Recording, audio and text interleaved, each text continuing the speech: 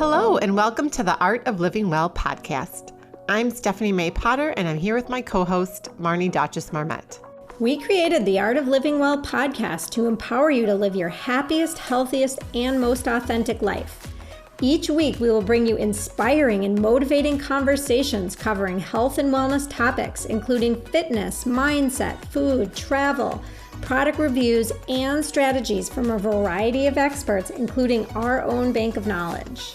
We are excited to educate, motivate, and inspire you to change the way you perceive health and discover your art of living well.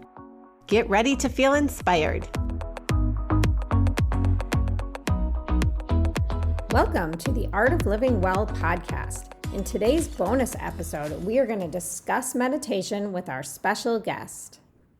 Welcome, Betsy Weiner. We're so excited to have you back today.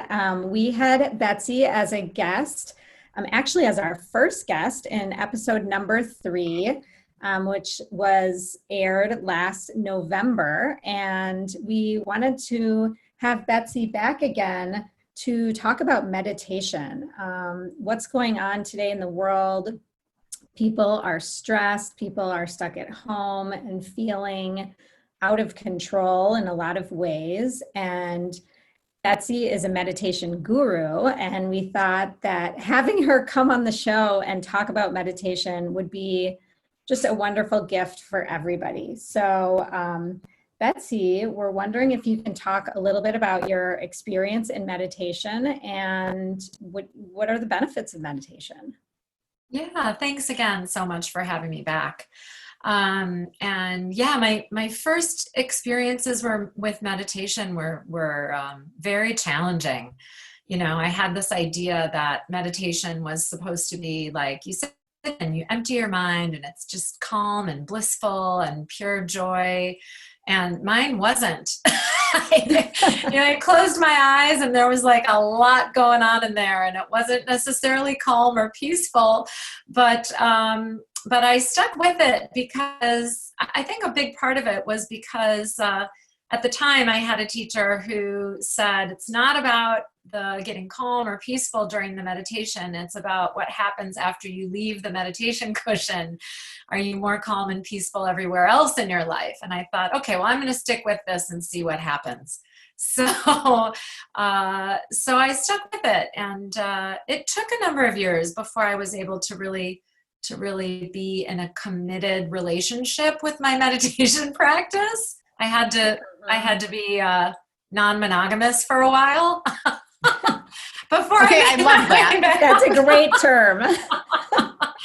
Before I made my way back. And part of it was finding the right practices. So ultimately what I learned was that it's not about actually getting the mind to be perfectly calm and still. In fact, it was about allowing the mind to do what it's supposed to do, which is be busy and think and be active, but to utilize the practices that allow me to separate myself from my thoughts, that allowed me to observe or be in the witness or the watcher, the observer of the thoughts versus being the thought.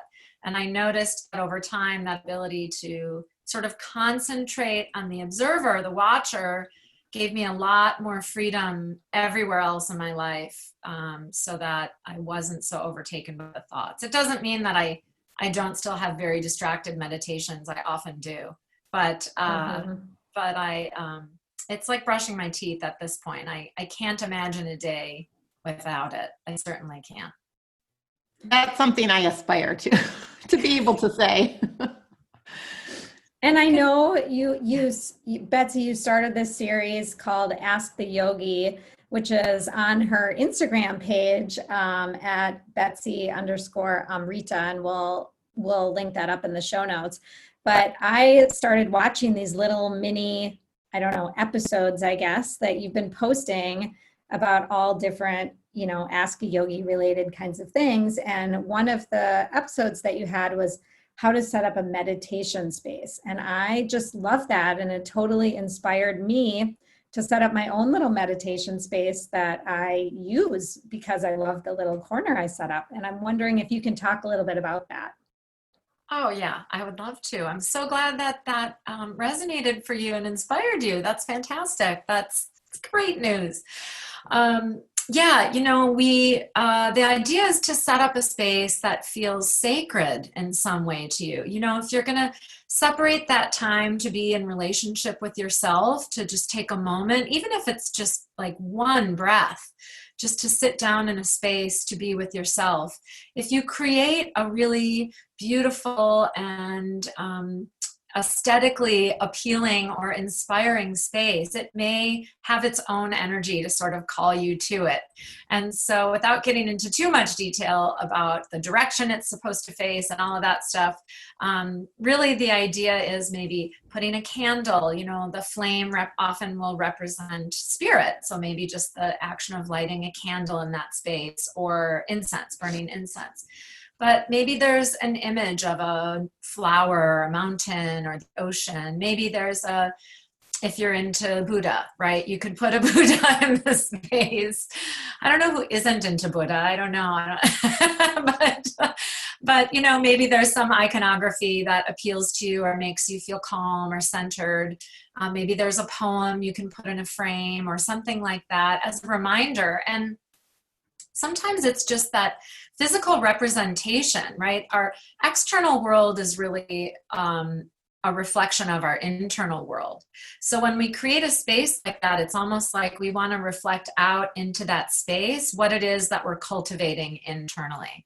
So the space is clear and uncluttered, but maybe has things on it that really call to you, or that you're drawn to in a sense, that you feel inspired or sacred or in some way, So in yoga, we use this word puja table, but it's like an altar table of some kind or space. And again, it doesn't have to be anything super fancy, but maybe just one little thing, a flower or something like that.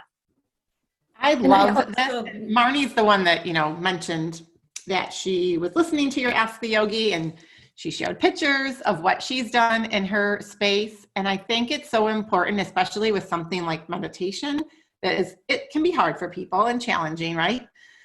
No different than working out for the first time. And so to surround yourself with things that fill you up and make you happy, so that when you look at it, it's a reminder of something joyful. And then also you're incorporating that with a new habit that you're trying to form. And so like being excited about going into that space and knowing that you've created this little altar for the purpose of meditation or just sitting and taking some deep breaths, I can only imagine that will help create this habit so that one day it does become like brushing your teeth, like you said. And I am totally committed to doing this. And in fact, you talked about the Buddha. And yesterday I was at our local flower shop, and at checkout, they had like the little fairy garden kind of little knickknacks, right? And they had some Buddhas up there. And I thought, well, maybe I'm going to buy one. And I didn't pull the trigger because I want to make sure it's the one I want. But I will for sure be having one in my little space. And I'm still figuring out where that's going to be. So that's great. That's great. And I think this is really helpful for people. And you didn't mention the meditation cushion, but I did end up purchasing one after watching your Ask the Yogi. And before, when I would meditate, I actually used to meditate with legs up the wall, which I know is not the usual way to meditate, but for some reason, that's how I liked to meditate. But then I started trying to do more of a seated meditation practice, and I was never particularly comfortable, which is why I think I didn't continue to do it that way. But now that I have my cushion, I'm so much more comfortable. So I'm actually finally doing like the seated practice on a cushion. I'm very excited about it. That's great. It's really important to be comfortable. We're not going to show up for things if we know when I go and sit there, my back's going to hurt, my hip is going to be tight, I'm going to fall asleep, I'm not going to, so it is really important. And, it's okay to sit up in a chair with your feet flat on the floor. It's okay to sit with your back supported against the wall. It's, use pillows, use blankets, use whatever you need so that you can show up for yourself comfortably and enter into that space for yourself in a comfortable way. Yeah.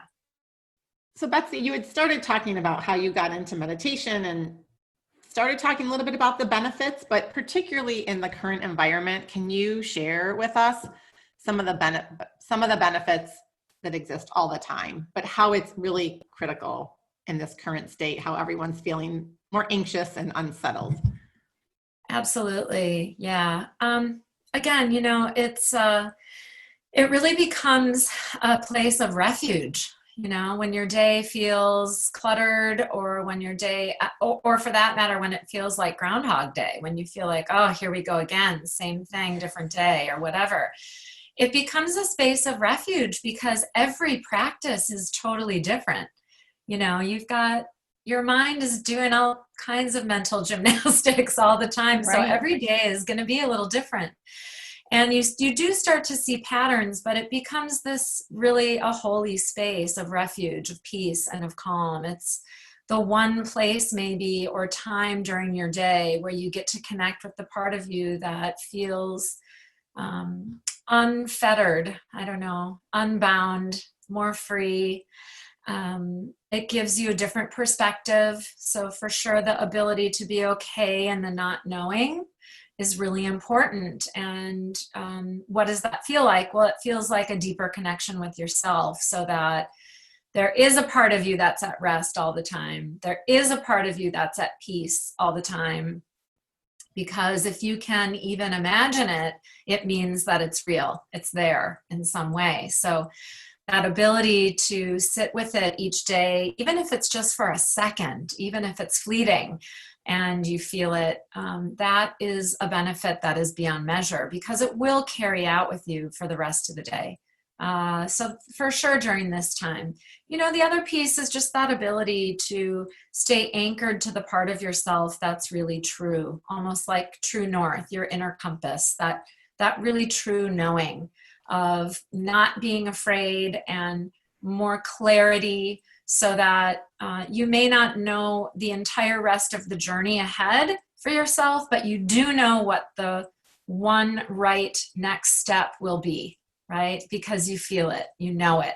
And that relationship, you build that relationship over time. But every time you go sit on your cushion, or even just sit up in bed and take a deep breath, you're building that resiliency to show up for yourself and to be unafraid, if you will.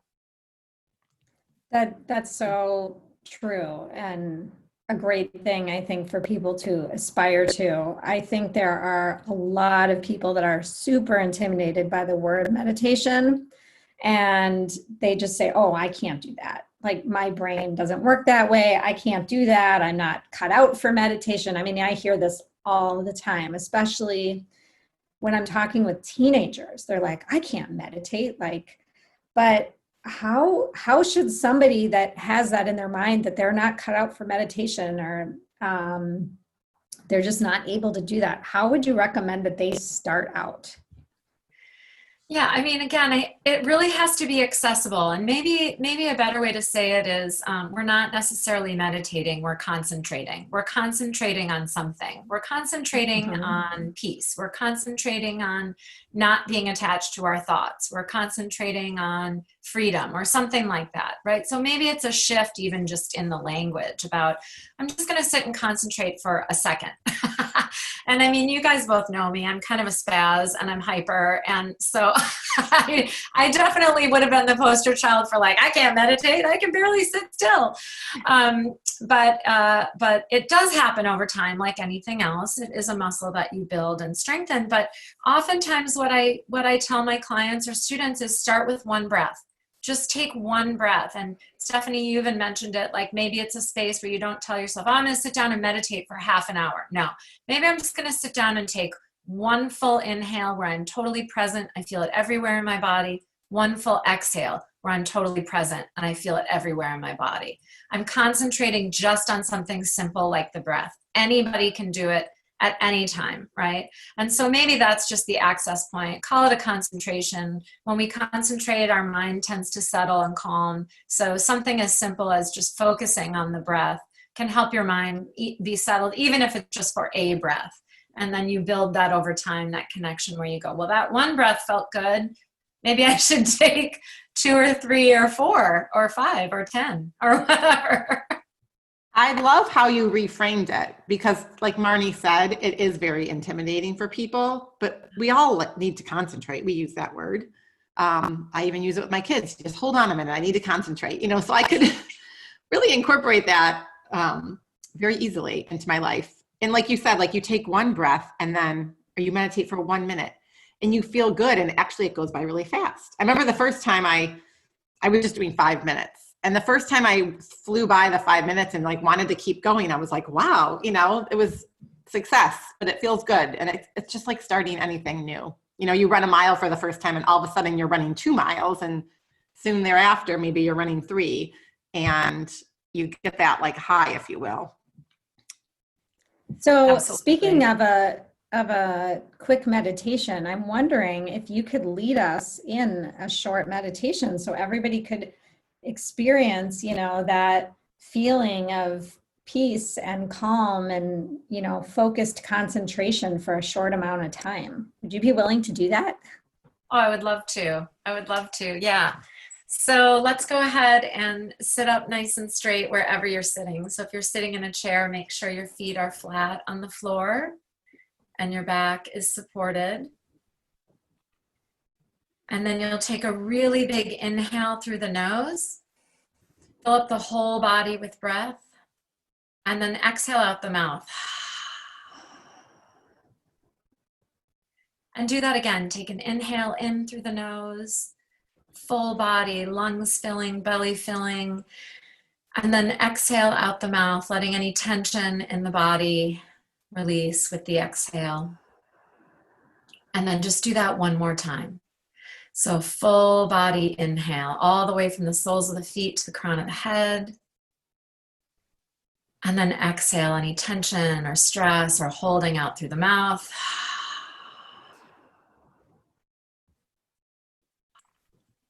And then simply with the eyes closed, the mouth closed, just notice the qualities of your inhale and exhale. So without changing anything, just notice how the body is breathing in this moment.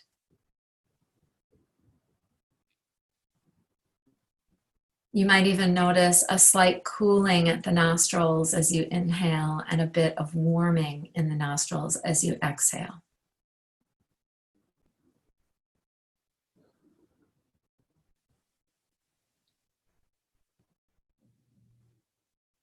Feel the lungs, front of the chest, and the upper back as you inhale these qualities of expansion, of opening, spaciousness. And as you exhale, the navel pulls back towards the spine gently, and you feel the qualities of grounding and stability. And just do that 2 more times. So as you inhale, you feel these expansive, opening, and spacious qualities. And as you exhale, grounding, stabilizing, and centering. And just one more time on your own.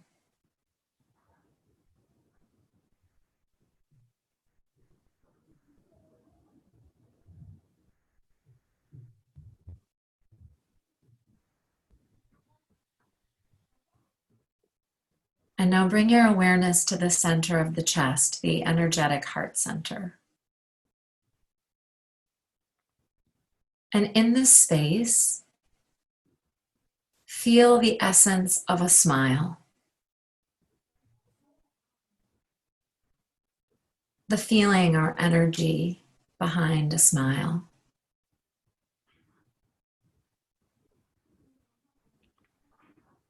And you feel it behind the heart as a sense of joy, of ebullience, of lightness.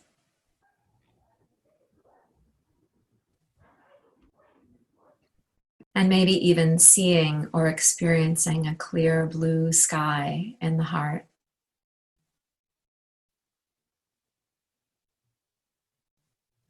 As you cultivate that feeling behind the smile.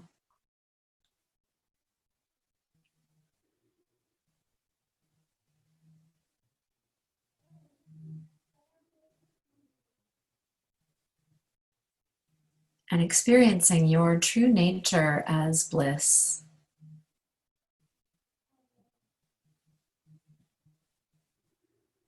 This clear blue sky.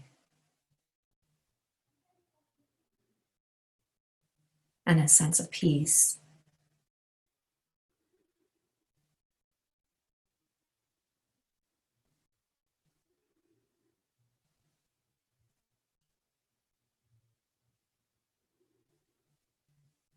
And then before leaving the meditation, knowing that this peace, this joy, this bliss, the presence of happiness behind a smile is within you all the time.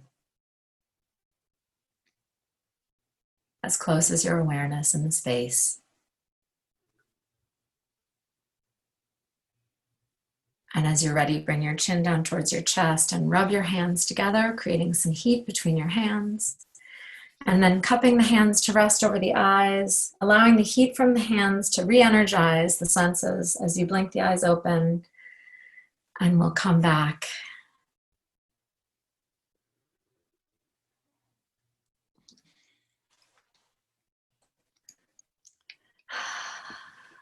Thank you, Betsy. That was wonderful and much needed. Oh, good. That felt so amazing. And for anyone who is listening to that driving, hopefully you weren't participating. Hopefully you will listen to this again when you get back home, and highly recommend that you do that lovely, short, grounding meditation. Yeah. And I don't know how long that was, maybe 5 minutes, but it flew by. I mean, yeah. Yeah. You know, and that's the other piece. There are some really great apps for meditation, and those can be really helpful. And I did talk about it, and I think one of my earlier Ask the Yogi videos, which is, you know, a guided meditation can really be helpful, especially at the beginning. And don't feel like you're not doing it right because you have to listen to someone else's voice. But in fact, in the lineage, in our tradition, we call it entering like a spiritual friendship. You know, it's like having your best friend hold your hand and walk you into your heart. So by all means, utilize the many, many different options for great meditation apps out there. I agree. And how often would you recommend that someone meditate? Daily? You know, some people I know do it multiple times a day. Yeah, I mean, every day would be great. You know, setting aside time, it's like anything else in your life. When you create a ritual around it and it becomes a non-negotiable, if it becomes a daily habit, it does have a much more profound effect on your life. And so daily would be great. But again, if doesn't have to be the same exact thing every day. It can be just the one breath or a couple breaths. If you forget in the morning or whatever time you're used to doing it, do it at a different time. Give yourself a lot of space and gentleness to allow it to feel organic for you until it becomes a non-negotiable. So, but daily, please. Well, and I love how you compared it to brushing your teeth. I mean, for me, that's a non-negotiable. I think for most people, I hope that's a non-negotiable. So that's a great thing to aspire to. Yeah, you know, like brushing your teeth. Yeah, and you know, just one more little piece about that is, you know, we brush our teeth because it's important for our dental hygiene. Again, it is really important, but keeping in mind too that when you sit for a practice, whether it's contemplation or concentration or meditation, whatever that is, that it actually it becomes something really sacred, you know, that you step into that space with reverence for yourself, because you may not brush your teeth with reverence, but hopefully you show up in your meditation practice with reverence, because you are showing up for yourself in a very deep and profound way. So honor yourself with that level of intention. And I mean, in terms of seeing those results, I felt the results of what we just did right away. So the beauty of meditation is you really do feel better immediately. Yeah. In my opinion, at least. You do. Just taking that deep breath. Yeah. Yeah, for sure. And it's also, you know, it's really, it's what it teaches us to do when we're not in meditation. That's what meditation does for us, actually. I've had plenty of really distracted and frustrating meditation sessions, but I still showed up. And the Bhagavad Gita teaches us that no effort is ever wasted. So any effort that you put toward it will be better than zero effort put toward it, because you are showing up for yourself. So it will affect and have that ripple effect everywhere else in your life. Well, thank you so much. This has really been hopefully enlightening for a lot of people, and I hope helpful to people out there that are intimidated by meditation, or wanting to try and not sure how to start. Yeah, absolutely. Yeah, absolutely. Well, it was such a treat having you on again, Betsy, and we hope to be able to see you in person soon. And we're going to link up one of your upcoming retreats that you're going to run in the fall. So we'll link that up in the show notes, and we'll link up where people can find you. And we highly recommend you follow Betsy at Betsy Amrita, right? On Instagram. Amrita, yeah. Yes. Yeah. Where she's doing her daily Ask the Yogi, which are just little digestible pieces of, words of wisdom from you, right? I'm trying to answer all questions yoga. I don't know how I'm doing, but I'm showing You're up. You're doing a great job. Sharing the love. You guys are great. Thank you so much for what you're doing. Really, really grateful for both of you. And take care. Let me know how the practices are going. Keep me posted. We will. Okay. Have a great day. All right. Thanks. You ladies too. Thank you so much. Bye, Betsy. Bye. Thank you. Hey, Stephanie, can you believe that the average mass-produced bottle of wine can contain up to 16 grams of added sugar? I know, that's crazy. That's more than a glazed donut. Whew, which kind of grosses me out. But anyway, we're so excited because we finally found clean crafted wine that we enjoy, that tastes good, and we don't feel like crap the next day. I am loving these Scout and Cellar wines. We've tried several of the different types, and all of them taste good, like Marnie said. And we love the fact that there's no added sugar. They're free of chemicals and pesticides. They're grown with organic grapes and sustainable farming practices. And they have very low sulfites, which are one of the things that can often cause the headaches the next day. And, it's summertime, it's patio season. It's so nice to just get outside. If you enjoy having a glass of wine, we are super excited to be part of Scout and Cellar, and we do have our online shop. So you just head on over to www.scoutandcellar, that's SCOUTANDCELLAR.com/theartoflivingwell. You can have clean crafted wine delivered to your door.